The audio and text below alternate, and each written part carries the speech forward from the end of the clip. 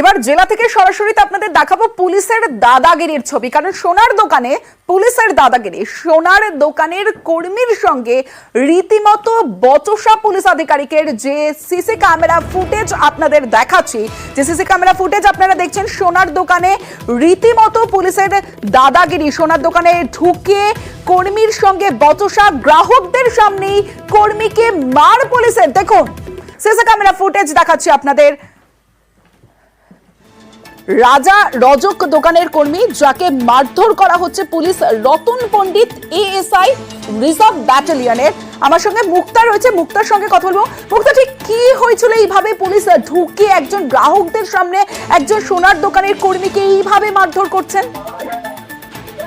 সমষ্টি রায়গঞ্জ শহরে এক নামী সোনার দোকানে পুলিশের ড্রেস পরে আসে, সেখানে এক শাখা কিনছিল সেই পুলিশ অফিসার। তার নাম জানা গেছে রতন পণ্ডিত। সে রায়গঞ্জ কসবা ব্যারাকে কর্মরত, সে এএসআই পদে রয়েছেন। কিন্তু সবচেয়ে বড় বিষয়, যখন শাখা কিনছিলেন তার সঙ্গে কথা বলতেই ঠাটায় এক কিন্তু সেই কর্মীকে চড় মারে, এবং এই চড় মারাকে কেন্দ্র করে সেই দোকানে যারা কর্মীরা ছিল তারা কিন্তু আতঙ্কিত হয়ে পড়ে।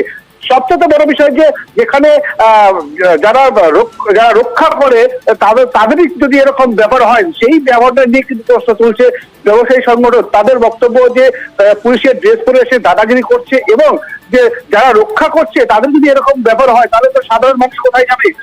তবে পুলিশ সুপার জানিয়েছেন যে এই ঘটনার খবর পেয়েছে, এবং কসবা ব্যারাকের যে অফিসার রয়েছে তাদেরকে তদন্তের ভার দেওয়া হয়েছে, টোটালটাই খতিয়ে দেখছি। তবে এই যে ব্যবসায়ী সংগঠন তার বিরুদ্ধে থানায় অভিযোগ করবে বলে জানিয়েছেন, কারণ এই ঘটনায় পুলিশের ড্রেস পরে যে ওই দোকানের কর্মচারীকে যে ঠাটায় থাপ্পড় মারছেন, একেবারে কিন্তু কাম্য নয় বলেই জানাচ্ছেন দোকানের মালিক এবং ব্যবসায়ী সংগঠন।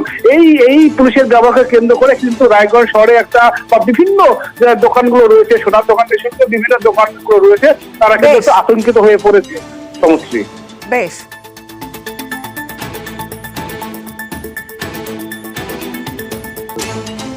উনি একটা মানে জিনিস কেনার জন্য অ্যাডভান্স করে দিয়ে গেছিল ওনার বাড়ি থেকে কেউ একজন, তো উনি ওটা নিতে এসেছিল। তো নিতে আসাতে ওনাকে বাকি যে অ্যামাউন্টটা বাকি ছিল সেটা ওনাকে বললাম পেমেন্ট করতে। তো পেমেন্ট করার সময় উনি কথা যেভাবে বলছিল আমি বুঝতে পারলাম যে উনি ড্রিঙ্ক করেছিল প্রচুর পরিমাণে। উনি বলছে তাহলে আমাকে এই টাকাটা ব্যাক করে যে 30,000 টাকা ব্যাক করো। আইলাম স্যার, এটা তো এখন আপনি কিনেন নাই, আগে আপনি জিনিসটা কিনেন, তারপরে ওটা ব্যাক হওয়ার প্রশ্নটা আসবে। এইটুকু কথা বলার পরে উনি কি চিন্তা করতে করতে হাতের মধ্যে টাকাটা নিয়ে মুখের মধ্যে খুব জোরে প্রহার করে দেয়, বাড়ি মেরে দেয়।